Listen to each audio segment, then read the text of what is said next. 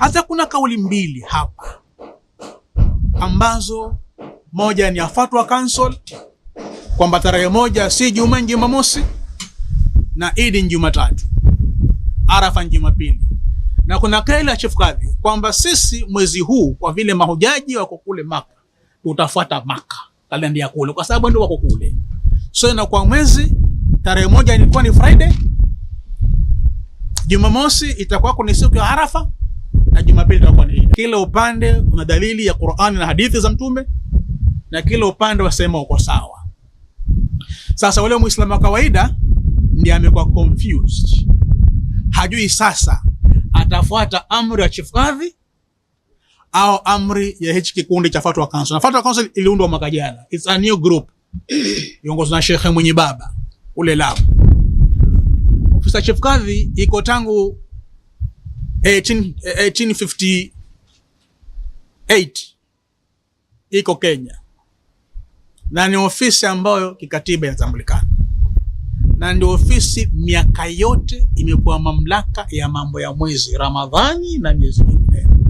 Ofisi ya kidini ambayo inatambulika ni ofisi ya Chief Kadhi pamoja na mahakama yake. Hakuna ofisi nyingine ambayo inatambulika kikenya. Wakenya viongozi wote wanapotaka mambo ya kidini huwa ni lazima wamshauri, wamuulize ama watake opinion ya Chief Kadhi, na haya nyinyi wenyewe mnayaona. Kemnak inatangaza haya yafuatayo: Jumapili ndiyo sikukuu ya Kenya kwa mujibu wa maelezo ya Chief Kadhi mkuu wa Kenya. Na sisi Kemnak tunawaomba Waislamu wa Kenya na mashirika yote ya kidini ya Kenya tumuungeni mkono Chief Kadhi. Now, ward representatives in Kilifi County have postponed sessions of the county assembly until one of them, who was arrested in connection with a land dispute that resulted in the death of a resident, is released. The ward reps, led by their colleague from Ganze Ward, Karisa Ngirani, and Martha Koki from Mariakani Ward, said their colleague from Shimolatewa Ward, Harun Tete, was arrested by police officers last Friday, and efforts to secure his release have been unsuccessful. Walivunja ukuta mara kwanza na wakasimamisha ukuta mara pili. Nikaripoti hiyo kesi police station. Wakaitwa, wakaulizwa wa declare interest. Waseme plot ni yao ama ni ya mtu, wanatetea mtu. Hawasemi. Sasa hii wakija kuvunja ukuta wanakuja na interest gani? Wa declare interest. Ndio tunataka tukutane na wakili. Tujue actually hiyo mata ni mata gani, ndio tutaelezewa zaidi. Ndio tutajua the way forward na ukweli uko wapi, lakini kwa sasa hatuwezi kukomenta bunge letu ili kwenda kuunga mkono na kuwa na mwenzetu ambaye sasa hivi amekuwa korokoroni pale Shimolatewa kutaka kujua ni nini kinachoendelea. This is just bought this land. You can see it's a forest and they only bought it 2 years ago. It's just ridiculous. Tumethibitishiwa hivi karibuni ya kwamba property hii ni property ya serikali kuu. Hayamaanishi shamba ambayo ni ya umma kwa sababu ilikuwa haina hati miliki, lakini katika ramani inaonyesha ni shamba ya umma, kwamba wewe mtu binafsi unaweza kwenda kuichukua kwa sababu uko na pesa. President of Malawi Lazarus Chakwera confirmed the death of Vice President Saulos Chilima and 9 others after the wreckage of an aircraft was found.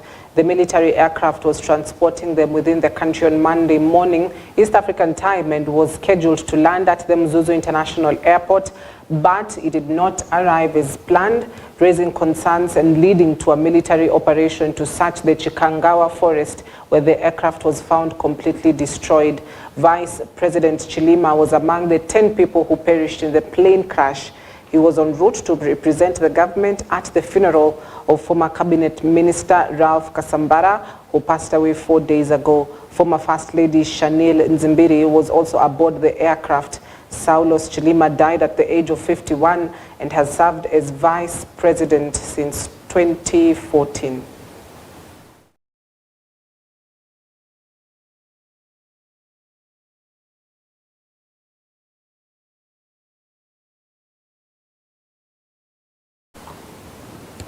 In an effort to address the threat of miraa use on the coastal region, the government of Mombasa County has collaborated with Kilifi County to announce a 10-day campaign aimed at bringing about change in 6 constituencies in both counties. Speaking at the County Governor's office, Mombasa Deputy County Governor Francis Thoya emphasized that within the next 10 days, the government will launch a national campaign to combat the harmful effects of miraa use, especially among the youth. Their main goal is to advocate for the support of the draft Crops Amendment Bill of 2024, introduced by Kilifi North Member of Parliament Owen Baya, seeking to eradicate miraa as a cash crop.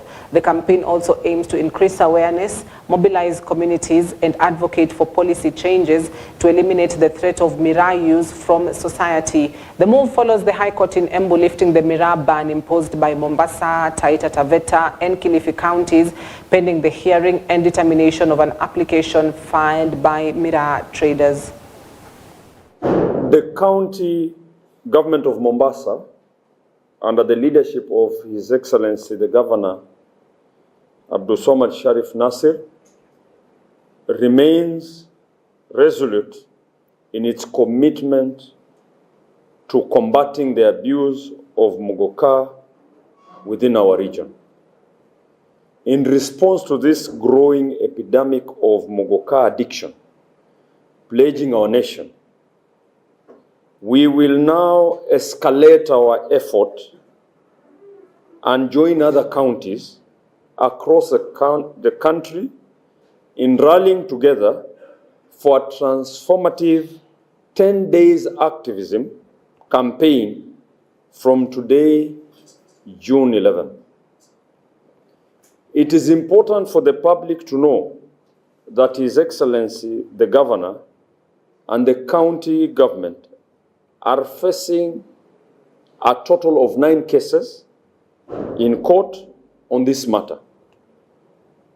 This demonstrates the enormity of the battle ahead. It is evident that interests are at play at the expense of the people of Mombasa. However, the county government of Mombasa remains unwavering in its resolve to protect the welfare of our citizens and create a safe, drug-free environment for the future generation. Over the course of these 10 days, Kenyans will embark on a national-wide campaign to combat the detrimental effect of muguka consumption on its citizens, particularly the youth. This movement will bring together communities, leaders, stakeholders to address the social, economic, and health challenges posed by muguka addiction. Still on the ban, political leaders in Kilifi County have maintained their stance against the trade and use of miraa, volunteering to end the business of the plant in the county. During the launch of a multi-purpose hall at Majaoni Secondary School, Kilifi North Member of Parliament Owen Baya said leaders in the region are not intimidated by the ban on miraa, while Gender Affairs Cabinet Secretary Aisha Jumwa cited the goal of ensuring a healthy and responsible generation being compromised by the use of miraa nationwide. Despite Kilifi County leaders coming out to ban miraa, on the other hand, leaders in Embu and Meru counties have vowed to defend the product or the drug and miraa trade in coastal counties, citing a court order explicitly permitting them to sell the plant. The leaders have unanimously stated that they will continue to fight for the continuity of this business, stating that the coastal leaders should respect the court order and avoid victimizing sellers from that region. Sema hii Kilifi haitauzwa tena muguka. Hii Kilifi. They can obtain as many court orders as they want, but they cannot force us to eat muguka. They will not do that, and it will not happen as long as I'm a leader here. That will never happen. Kama lazima utuuzie, ni lazima utuuzie, kwa sababu you want to make money. Na sisi hapa Kilifi County, we want a sober and health generation.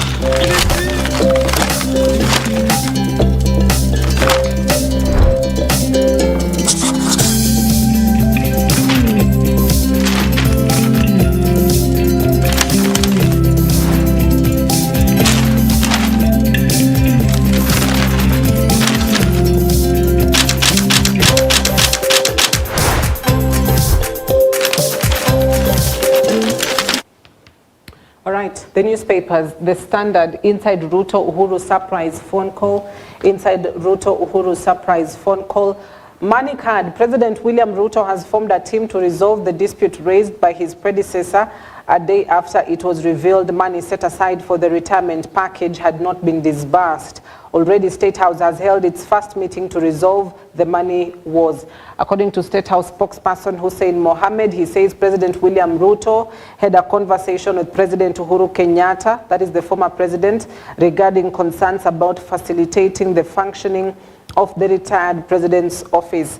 A day before, Kanzedena Uhuru Kenyatta's spokesperson said this, and I quote, the former State House comptroller, being Uhuru's authority to incur expenditure holder, met with his successor following the two leaders' phone conversations. But not a day, I didn't mean a day before, but actually yesterday is when she said that as well. So there are talks ongoing between the two leaders, one a former head of state, one current head of state, sitting head of state, and the president has constituted a team led by the head of public service, Felix Koskei. Number two, a phone conversation was followed by a visit by Uhuru's senior staff to State House. And number three, Ruto is said to have briefed the cabinet saying the issues had been resolved. Now this follows that explosive press conference by Kanzedena, who's the former State House spokesperson during Kenyatta's final term.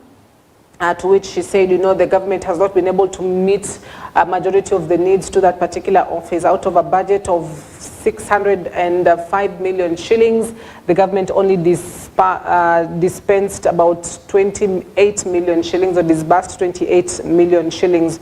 So it's humble pie for Uhuru as he turns to media he once rubbished. Retired President Uhuru Kenyatta has turned to the media to air his frustration at the bullying he's received from his former deputy. Last year, Uhuru complained about alleged threats against members of his family, and now he's protesting the failure by President William Ruto's administration to release money for his office since he retired about 2 years ago. Now, the retired president says he's footing the office bills from his pocket, despite the fact that the Constitution requires the government to allocate him a budget. In July, Uhuru called the media to his son's house in Karen at night, claiming that the life of his family was under threat, and claims that the police wanted to arrest his son. But now, it's not about the families or the benefits. It's not about the threat to his family, but it's now about the benefits that he's supposed to get as a holder of the senior-most office in the Republic of Kenya, or a former holder. So Ruto holds talks with Uhuru to end retirement benefits dispute. Now, the amount that Uhuru's office had received in allowances for domestic travel and 2 official trips, according to Kanzedena, is at 28 million shillings. The president has formed a team to end the stalemate after a phone conversation with his predecessor, even as Uhuru claims he has been footing office bills after State House failed to release the budget. So is it calm at last inside Ruto Uhuru surprise phone call? Now, Uhuru's spokesperson Kanzedena said the former State House comptroller Kinuthia Mbugua visited State House for a meeting with his successor Katole Metito to discuss the modalities of the engagement. Later on, the president informed the cabinet about his conversation with Uhuru and assured them that they had resolved the issues surrounding budgetary allocation to the former president's office, a source who sought anonymity said. Now, on Monday, Dena said Uhuru's office owed or had a pending budget of about 1 billion shillings, owed from the 2 fiscal years, 2022-23, as well as 2023-24, and accused the government of starving them of funds contrary to the Presidential Retirement Benefits Act. So that is one headline on the Standard. Also, appeal, court deals intern teachers yet another blow. Court deals intern teachers yet another blow. So it's blow to intern teachers over employment terms. The ruling means the intern teachers will continue as they are until the case is determined, and TSC had appealed ruling that said that interns should be hired on permanent basis. So the Court of Appeal has dashed hopes of 46,000 intern teachers to be employed on PP, the famous permanent and pensionable terms, by the Teacher Service Commission. Justice Asike Mahandia, Sankale Olekantai, and Genye Masharia suspended the orders issued by the Employment and Labor Relations Court, requiring the Commission to avert the internship to permanent and pensionable terms. The import of the ruling is TSC now has the last laugh, as the aggrieved persons will have to continue working as interns until the case filed by Dr. Nancy Masharia-led commission is heard and determined. Now, this is not the only blow. Some of the teachers as well have been sacked by the TSC over misconduct in their profession. Also, Malawi mourns VP killed in crash. That is the Vice President Chilima, who was killed in that particular chopper crash following bad weather. Reports of bad weather is confirmed by President Lazarus Chakwera. Treasury tax dilemma as IMF comes calling. Treasury tax dilemma as IMF comes calling. Days to the reading of the budget and debate of the finance bill, the International Monetary Fund has loaded the document saying they will help raise more revenue, but Kenyans from all walks want MPs to amend contentious clauses before passing it.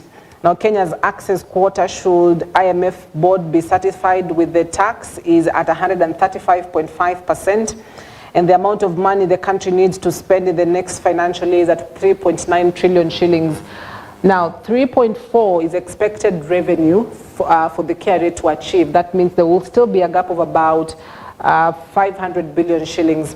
Out of that, about 240 billion shillings is dependent on local borrowing, or what we call domestic borrowing, while the rest of 300 billion shillings will be dependent on international borrowing.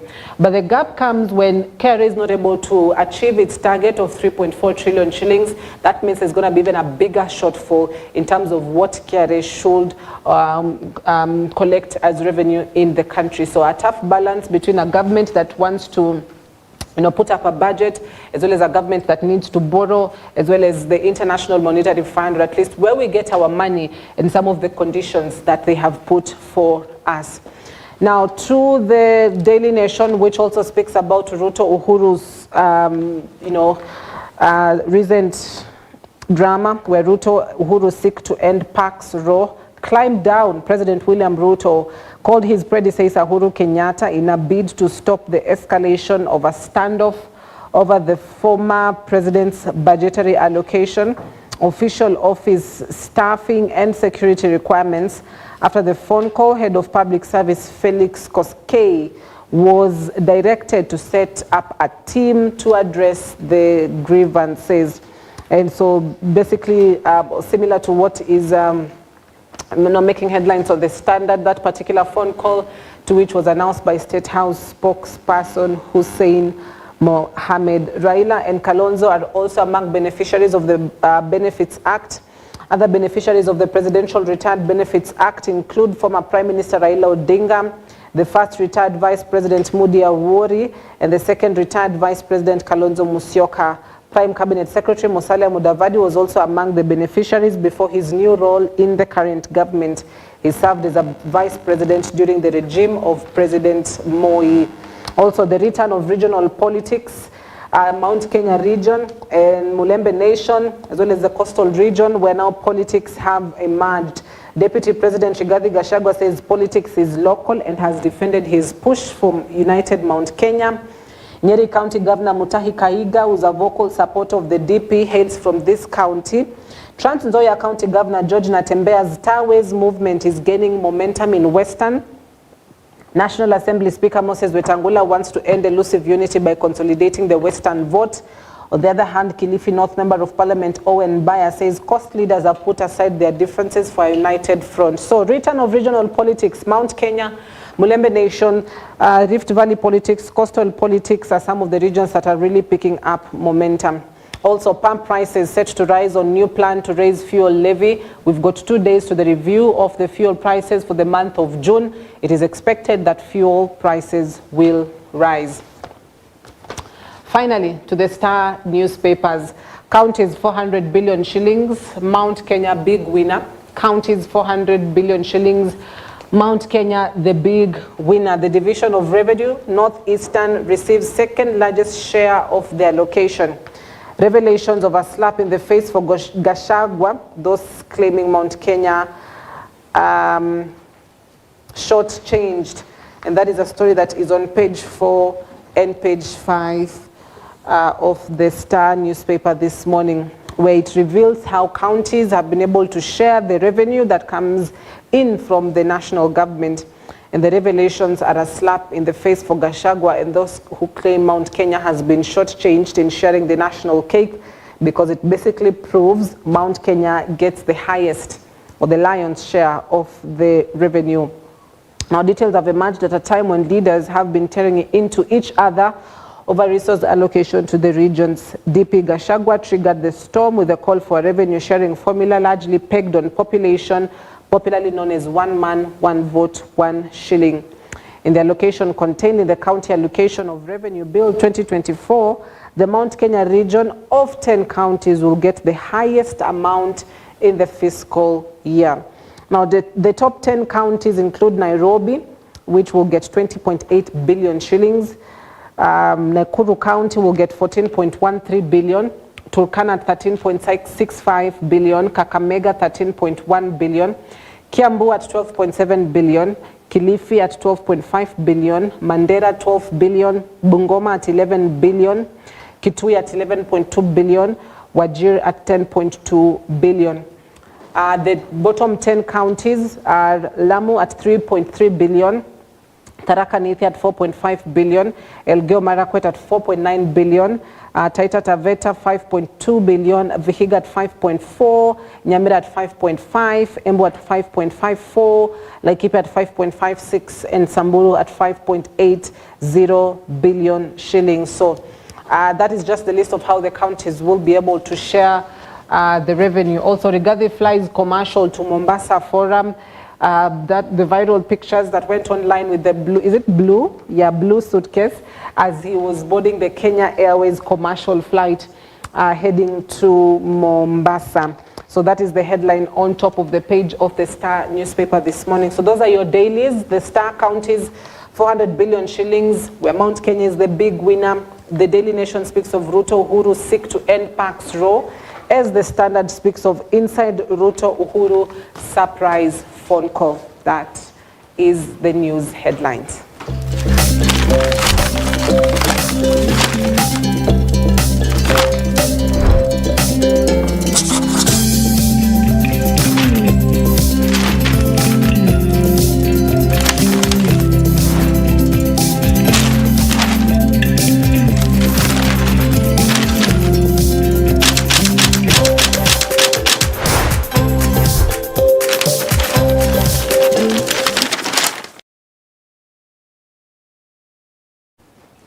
All right, allow us to take a quick breather. When we come back, we return with the conversations. It is June, it's Men's Mental Health Awareness Month. We need to talk about how can we make men speak more. Well, that conversation returns in a bit. I'll be joined in studio by Hemston Fred, who's a mental health advocate, as well as Vic Otenyo, who's a counseling psychologist. So stay with us. Morning Live returns in just a bit.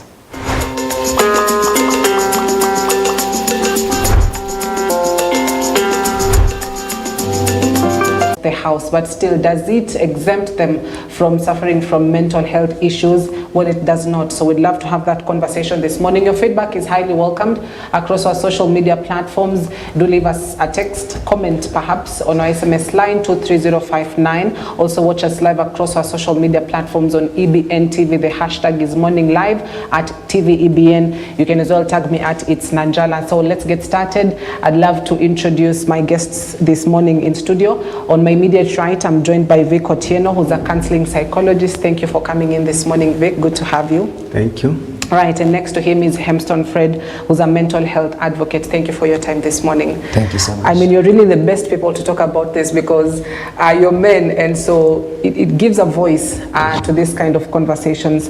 Let's just take a look at some of the figures. You know, Red Cross says 40% of Kenyan men have never really spoken out about their mental health. Mm-hmm. Also, it says men are 4 times likely to commit suicide because of mental health issues. Mm-hmm. It further states 1 in every 10 men experiences this depression, and it also gives the figure that, you know, men are likely to die by suicide than women due to depression. From where you sit, Vic, if you look at these numbers, mm-hmm. It just shows they're also affected but society has it that they're not. What does that really tell you? The reason why the mental health will affect men more than women sometimes, yes, even though numbers are higher in women, is that men will not talk. And by the time it is discovered a man has a mental health issue, the problem will be far much gone. It will be beyond them. A man will try to manage whatever they are going through. I've seen cases where a man has lost a job but is ashamed to talk about it. And he leaves in the morning and coming back in the evening while it's not going to work. You know, because there is the expectation of the community, of the family. So by the time people discover there is a mental health issue, it will be too late. And that is why the effect is higher on men. You have also spoken about men being likely to die. Yeah, by suicide. You know, even women will attempt suicide, but men will most likely die because they will choose the most severe means of suicide. You know, once he has decided he's going to die, he will not be tempting, he will not be testing people. Yeah. You know, sometimes I've seen cases where a young girl is trying to commit suicide, but she's just demanding for attention. Most likely by the time a man has reached that level, they have reached that level, you know, they are not trying. Yeah. So that's why they are likely to die from attempting suicide. Yeah. Yeah. Hemston, you know, you're a young person, you're a mental health advocate, you have these conversations more often than not with people in societies. Do the people from just the groups that you talk to understand the severity when a man is affected by mental health issue? Yeah, very, very much, because number one, the reason why men don't talk is the fear of what will my family say. Yeah. The burden that I have to carry it alone. And again, they say that when I talk, it will not be of help. They tend to carry the burden within themselves. And with that carrying the burden, they cannot overcome it when they're alone. Because when they talk, they say that people will talk about whatever he said. If I share this thing, it will be taken as a negative stigma on that man. And that is why most of them don't tend to talk. Yes. Right. You know, you said, you know, there's a lot of burden on their shoulders, which one or the other cannot really be avoided, because, you know, it is the nature of a man to be the head of the family, to take responsibilities here and there. So burden may be unavoidable, but now how do they deal with that in such a way, to an extent where, you know, they're not able to compromise their own mental health? The reason why they tend not to talk, or maybe how to overcome this burden, these men, they are unable to cope with the societal norms or whatever the society is going to say. They can avoid it, yes, but what is the society going to say about when I talk about this? When I share it, what is my family going to say? When I share this, how am I going to be viewed in this society? Yeah. So that is a very big reason why men don't talk. Right. You know, Vic, responsibilities are unavoidable. As an adult, you will have responsibilities at a time. But it seems it's more about what sort of responsibilities the men have compared to women. And that leads them to have the pressure of trying to fulfill those responsibilities, ensuring that they're also getting their own space and their own time, which is unavoidable. So how now do they manage thinking of, I cannot avoid responsibilities, I cannot run away from it, I just need to ensure that there's that balance? How do they do that? Okay, one way is having conversations like these ones. Number one, people should not be ashamed of mental health issues, you know. Is an illness, is not a weakness. You will find our societies, our cultures and norms will teach boys that a man should not be talking too much. A man should not emote, should not give emotions. A man should not be sharing too much. You know, we just need to look for a safer space. And I'm sure every man at every level has those people that they are free with. You know, can be your colleagues, can be your age mates, can be your brothers, you know. So it's about finding safe spaces. Number one, I said, not being ashamed of mental health issue. When you are going through something, share with someone. I know it is not safe out there, but there must be someone who is close to you, you know. A man cannot just be all alone in the world. And then knowing that it is not something to be ashamed of.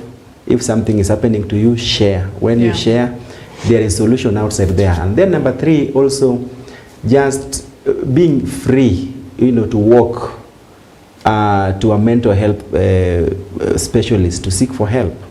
You know, there are those organizations that in where you can go and share. I know some organizations even offer counseling services for free, you know. But you see, are people taking advantage of these chances? You know, I happen to do counseling in some few high schools around. Do you know how much it takes time to even convince students to come and, you know, and be counseled? It takes time. Yeah. So being brave enough to take that chance, you know. I have issue, I need help. And going out to find help. You know, more often than not, talking will be termed as you know, being coward, because it tends to feel like a man should be able to face it as it is. You know, why are you talking? Why are you telling people about what you're going through? Because there's that fear as well of they're going to start telling other people. So, you know, you say be brave and come out and speak, but there are those who feel like speaking in itself equates to cowardice. It's true. The fear is legitimate. That's why I'm saying look for a safe space. Look for there must be a safe space, safe space somewhere. You know, there's someone who is closer to you. There's someone to whom you can open up. You know, there is someone. There is an organization. And I like it that in our society now, there are a lot of organizations are coming up to empower boy child. A lot of organizations are coming up, a lot of people, a lot of movements to empower men. You know, now when you are in a space of like-minded people, I don't think that it would be that bad to share what you are going through. But when you notice certain patterns, we are going to talk about them. When you notice certain patterns, you should know that there is a red flag and there's something I need to do about it. Hemston, you know, Vic talks of safe spaces, and we'll tend to there's a thin line, you know, between a safe space and an unsafe space, because you might go to a wrong person, you might go to wrong places to release that mental health. For instance, but some people would rather go to a club and, you know, and drink alcohol from that point just to relieve their stresses. So from where you sit, Hemston, if you were to describe a safe space, what would it look like? Who would it look like? All right, a safe space, for example, I run an organization called Connective Mental Health. There's a place where you can share your ideas without anybody knowing it. It is only you and I. So when I'm trusted with such information, it cannot be leaked out, because I'm creating a safe space for these people and a confidential environment that he can talk to me freely. Because how we get them to talk, because when we ask them, not just asking, you ask them. Number one, you need to be prepared. You know, for you to talk to a man, you have to be prepared. Because number one, he will talk. Number two, he will not talk. You have to be ready for those two. And again, you have to listen to that man. And after listening to that man, you have to engage him. You don't just engage, but you engage action. And by engaging action, tell them, maybe you can do something. You can create some social networks, go to so and so, do this, do that, and maybe at the end of it, go to maybe a counseling psychologist. And again, after that engagement, you can again check in, come back later. That maybe you tell them, we shall talk later. You know, when you tell this person such, he will know that so and so is trusted. Because for him to make me to talk is not easy. And now that I've already shared with him something, and is again promising to come back, I can trust him. think that is creating a safe space. And a place where there is no safe space is you talk to someone, then again that someone shares with someone else. And for you just hear your stories that so and so talked about this. See, you have to be a man.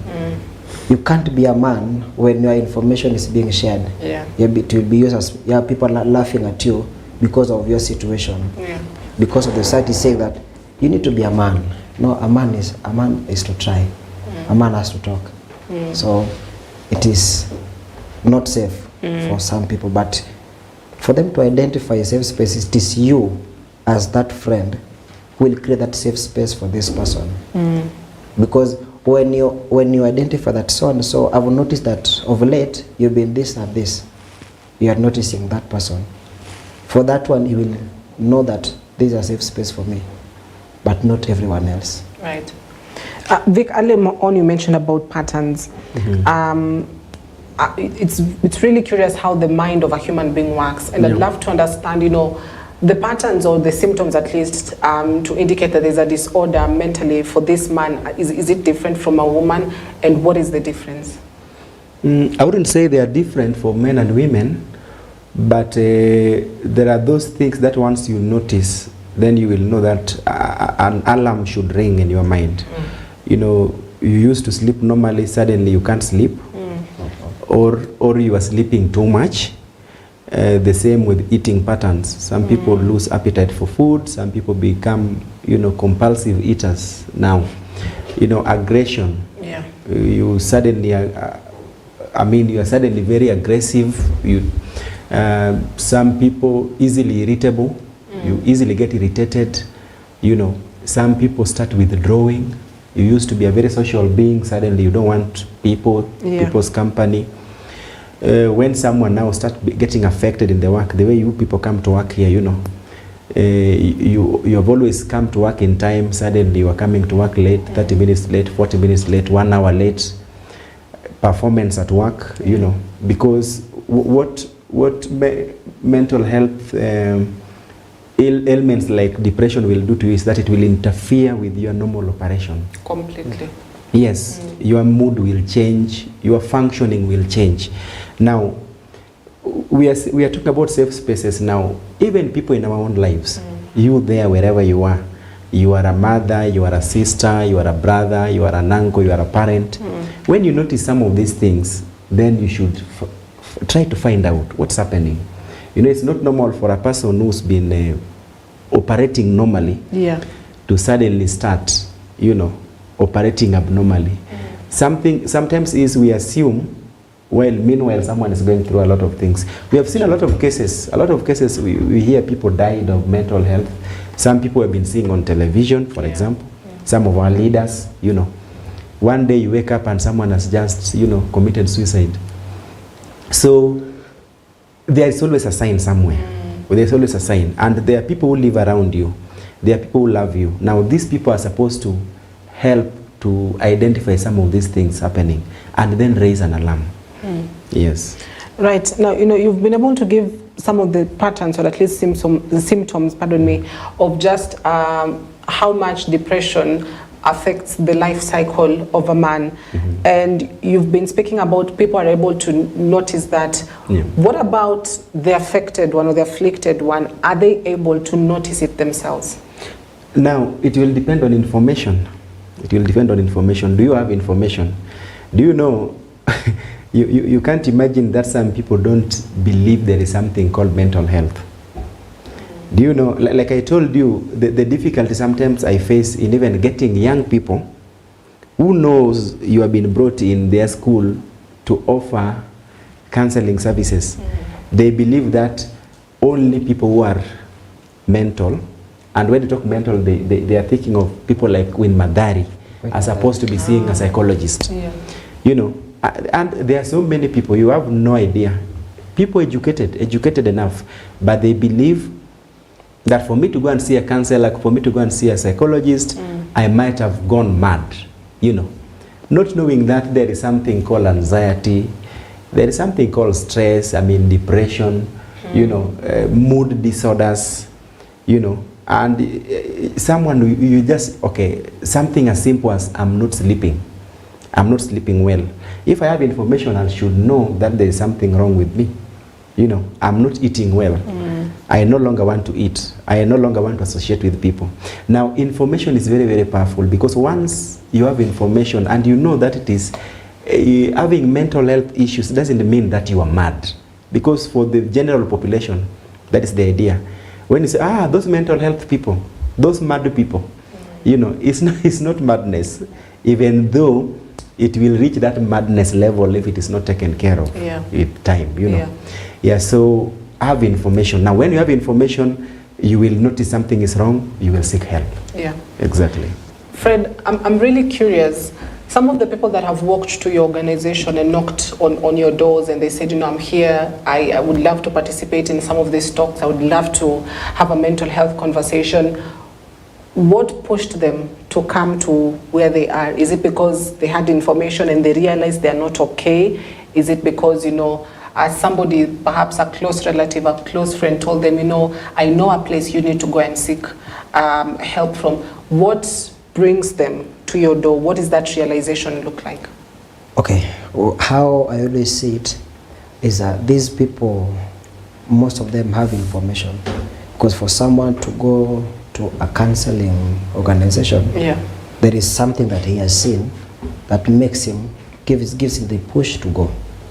Maybe some are being referred.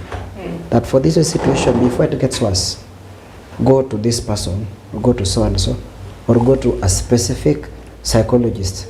He will help you overcome this. When they are some come when they are tired, say that I've been trying to manage this, but at this level, it's overburdening me. I cannot do it anymore. That is they come when they are now overburdened. They have realized it, they have information, yes, because they understand that when I go there, at least I'll be eased. There is some load that will be lifted on my side. And so when we talk, we share, we give them advices on how they can be in their normal mental status. We help them. What is the first step that you do take when somebody comes knocking on your door? What is that first step, or sort of like an initiation step for them to really get into the conversation, into the seeking of help? What does it look like, that first step? Okay, number one, as I said, when they come, we first create a conducive environment that they can open up. We create a good rapport between me and the client where they can share freely without any fear. And after that, creating that environment, we do something called ALEC, A-L-E-C, ALEC. We ask, listen, engage action, then check in. When I ask this person, I don't just ask directly. Because I have to understand that this person has been going through this and this, I will ask that person. Now, for you to be in this situation, what has really happened? How long has it been happening? And by when did you notice this? And when he is talking, you give a listening ear. Without advice. We don't give them advice. By then, we just listen to them keenly, and after listening, we engage action. By engaging action, we tell them what needs to be done. Create a social environment where you can talk to people freely, engage in an exercise, go to where people are. If you are good at music, you can listen to some music. When you feel like you are now being overburdened, find something to do. When you are good at a hobby, find that hobby and do.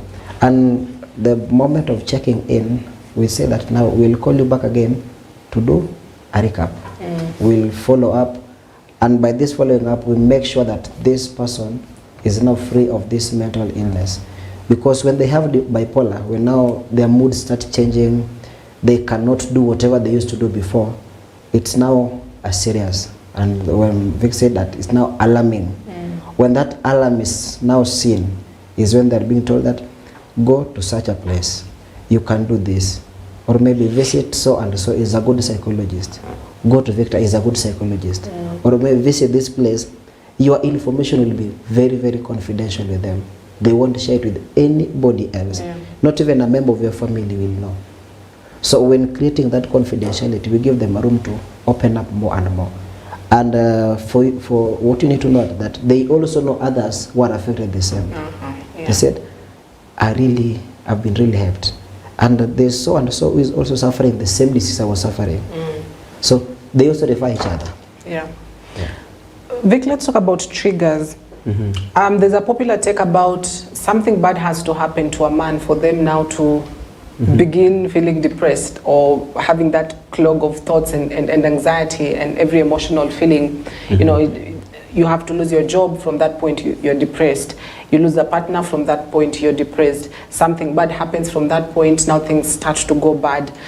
But is that really the situation?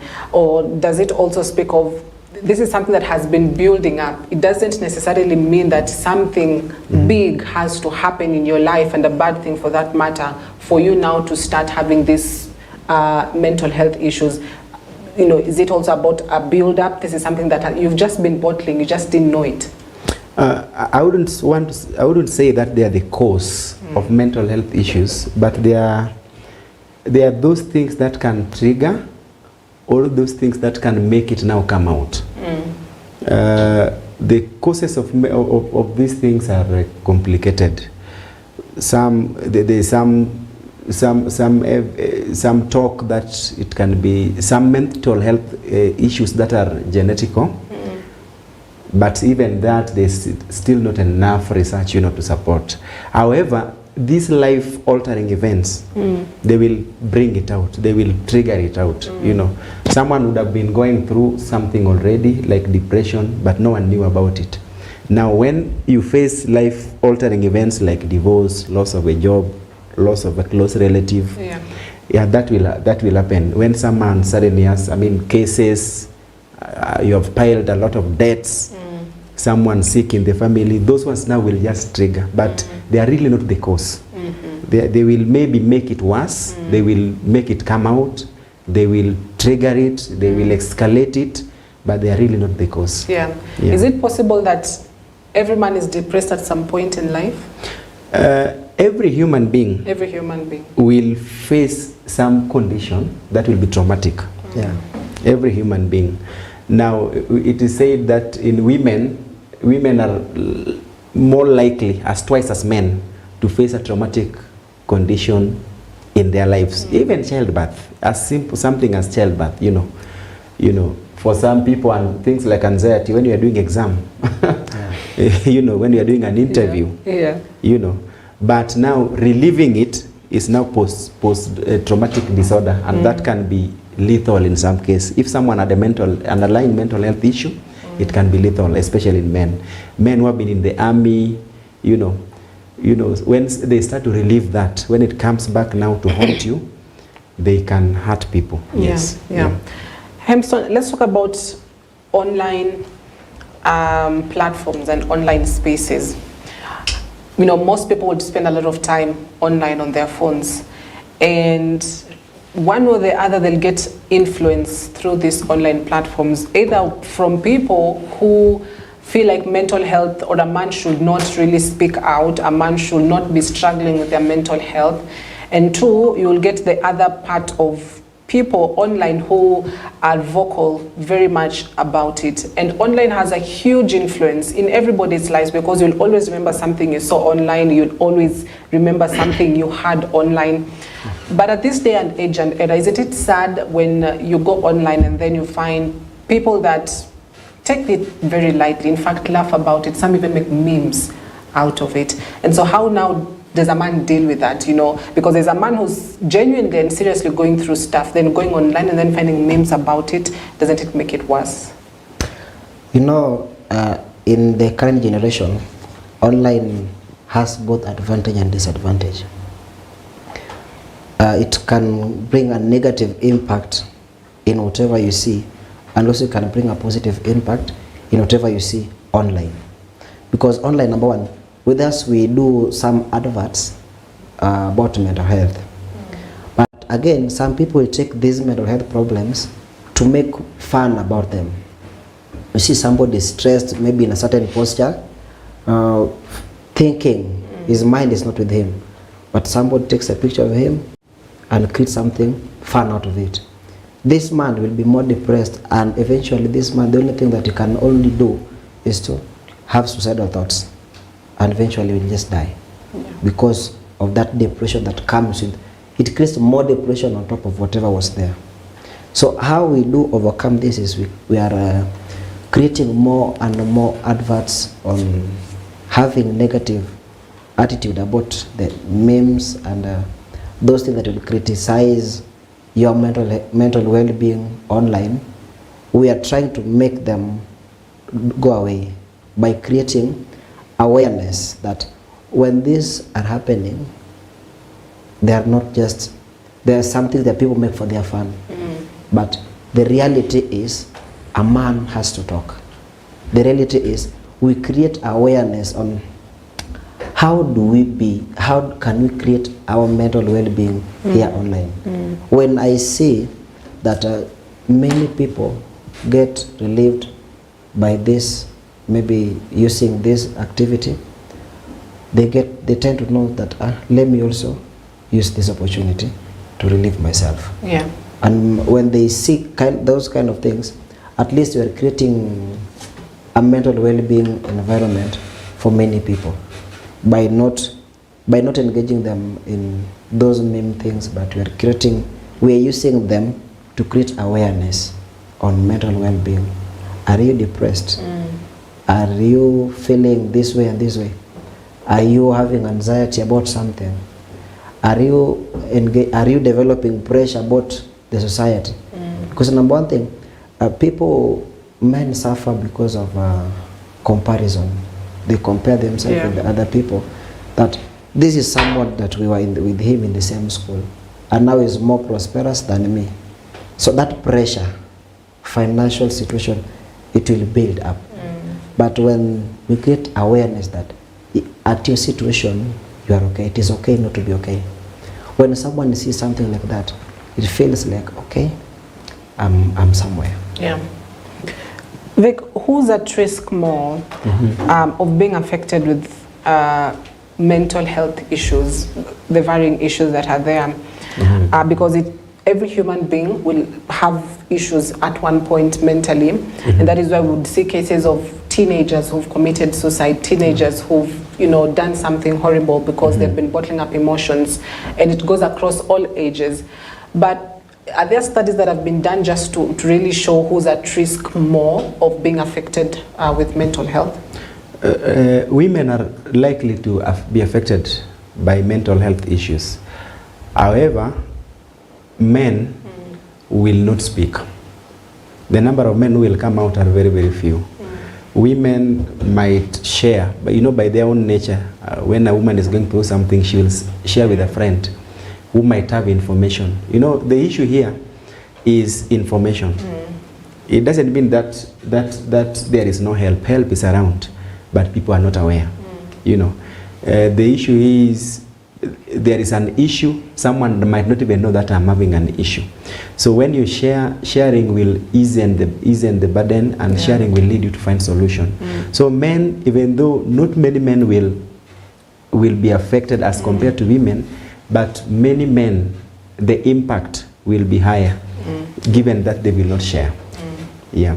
And then there's the societal pressure, there is the family pressure, expectation. So many men will bottle it up. So by the time it's coming out, sometimes it's too late. Yeah. Yeah. Hemston, from the people that have walked through your door and the organizations that you've been, partnering with, is there an age factor to which you'd say there's this age where most of them are actually walking through this door? And what does that really tell you about the ages and what people are going through? Okay. In organization, majorly we deal with the youths, but it's an open forum for everyone. But the most number of people reaching out are the youths, because the youth are affected, and I can say they are highly affected, because in the process of now they are getting out of school, now starting their own life is a problem and is a burden. Because some say they don't want to go home. Back at home there is so much problem. And they want to start this life. It's now burdening them. When they're seeing that their friends are now at a certain level of being well off, but with him, he's not. The major number that we do encounter the young people, the youths. And if we take the gender, I've received men more than ladies. I've received men more than ladies. Ladies will talk to each other, but men will find one person or maybe some organization to talk to, because they'll say that this is the only place that I can get help. When I talk to so and so, I want to get any help, because they say talking won't help. When so and so, when you identify a problem with them, they say, I'm not mentally ill, I'm okay. When you just ask them again, what will people say about me? No, there's this thing that came in the society that kwani mimi ni mwanamke. Oh yeah, the popular phrase. Yeah, the popular phrase, kwani mimi ni mwanamke. So they tend to, this thing is burdening them that I'm not a woman to talk aimlessly. So they fear that talking. So when they find such organizations, at least they can come, because nobody will know they talked. But above all, after it, they will be helped. Yeah. Speaking of help, Victor, what sort of help, basically what is the treatment, and what are some of the lifestyle changes that once you've been diagnosed by a professional that, you're either suffering from depression or anxiety disorder or bipolar disorder, any mental health issue that you may be diagnosed with? The treatment, of course, varies, but what are some of the baseline treatments and lifestyle changes that a man should make? Okay, like you have said rightly, it will depend on the severity and the specific type of mental health issue we're talking about. Like this, the management of bipolar, anxiety, at the initial level, through therapy, many of them can be helped. Then there's a level now beyond which now someone has to seek medication. They have to be given medicine, to help regulate their hormones. And then, this for me I think is the most important, is the lifestyle that a person should lead. Having enough sleep, enough exercise, be active physically, be in a social place, be with people, find a group, a safe group. And we go to churches, we live in communities, we have relatives, we have friends. Do not abuse drugs, do not abuse alcohol. Don't isolate so much. Live a healthy lifestyle. Healthy lifestyle, eat well, sleep enough. And don't put yourself in dangerous activities. Generally, when you just live well, you will be taking care of yourself. Right. All right. So you've been able to just say some of the lifestyle changes that a man needs to make. So I'd love us to take a quick break. Then when we come back, we'll finalize on that, as well as, are there resources enough in the country for a man to be able to statistics that are guiding this conversation is that 40% of Kenyan men have never spoken about their mental health to anyone. 40%. Men are 4 times likely to commit suicide because of mental health issues, as well as 1 in 10 men experiences depression, which also sticks out as a key number in this conversation. So my guests are still with me in studio: Vic Otieno, counseling psychologist, as well as Hemston Fred, a mental health advocate. So as we wrap this conversation, gentlemen, let's talk about resources that are available to deal with this mental health issue, because we're looking at a country where they're really now trying to incorporate mental health as a condition that you can get treated with using your insurance card. There's also the question on, do we have enough facilities to which, if you cannot afford an insurance card, you're able to walk to and get help. And so, Vic, as a psychologist, just speak about resources and what resources actually should be there for us to be able to speak about mental health and be able to get help concerning mental health? Okay, I think what should be done, which by there I want to say that our government is trying, is create finances to take care of mental health treatment. You know, just like any other department of health, you know, child mortality, women pregnancies, mental health, and there is some effort. I know for one that in city council hospitals there's a wing. There's a wing where some people come in, they give medication. I happen to have interacted with one, is it around Kariobangi Health Center, where I know there are people who come from Madari Mental Hospital on particular days, I don't know which days exactly, to give people medication and to take people through all that process, so you don't have to go to Madari. So the thing is, walk into a health center. That's number one. That's the easiest way, because you can't tell someone to go for therapy because therapy is paid for. Yeah, so walk into any health institution. There are many churches, many organizations where there are groups of men that just come together. You know, you'll hear of men fellowship. Take advantage of these things. Join such groups, you know, because once you are in a group, you will find someone who knows something. Yeah. You know, but when you are isolated, one of the things that men will be affected than women is some men have learned a life where they just them.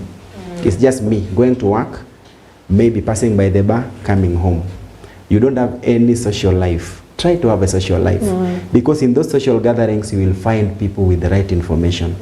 Yes, thank you. All right, Hemston, perhaps you'll speak a bit also about the resources, you know, what more can be available at the disposal of a man or a human being, woman included, that goes through mental health issues as well. But there's also the point on trials and clinical trials, and whether or not, you know, men are open to going for these, you know, researches to, you know, to engage in some of these, you know, questions and of research institutions that are conducting researches as well. So you can speak on that perhaps. All right, thank you. Speaking on resources, actually what Victor said, nowadays the office of the First Lady or the wife of Rigiji, yeah, she has come up with an organization for the boy child that is offering free services to boy child and creating more awareness on how boy child can be helped, because we have fewer organizations dealing with specifically the boy child, or the man. I can't speak much about the finance part of it, but there is many free online platforms that offer free counseling. You can just go to online, then search any free counseling organization near me. You will find a good number of them, and when you visit those places, you will get help. And again, by creating more awareness, those organizations will create more awareness to ease this therapy.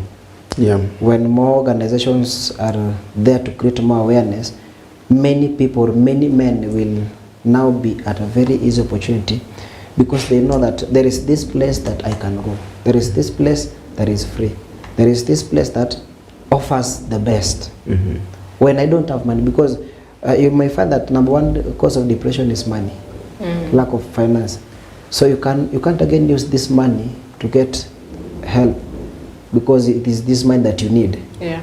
So by that, we have various platforms online offering the same.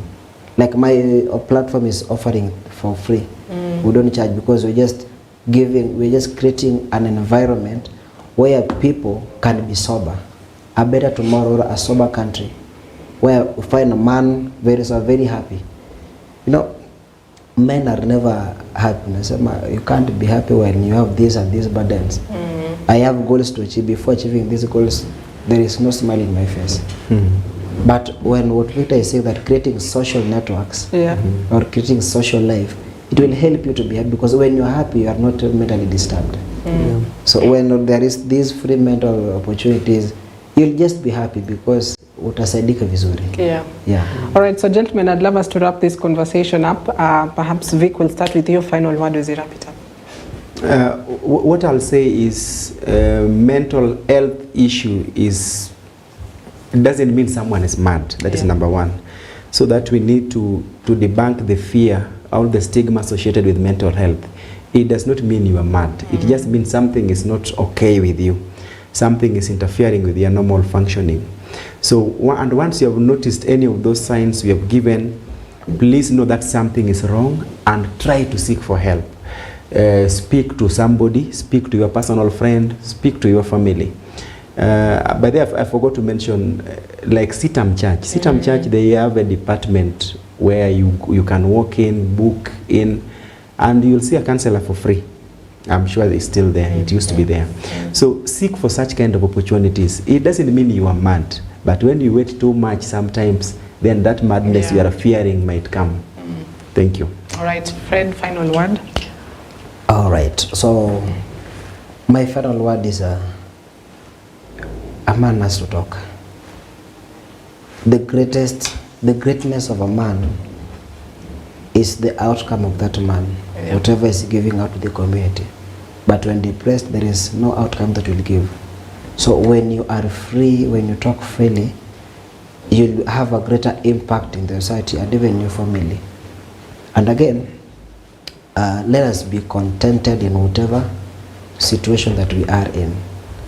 When I'm comfortable with my situation, I won't be mentally disturbed by getting that pressure. And again, let us visit more of the online platforms. They offer free services. You're welcome. We'll help you for free. And let us also create more awareness. Help a brother to help a brother. Create the chain of awareness.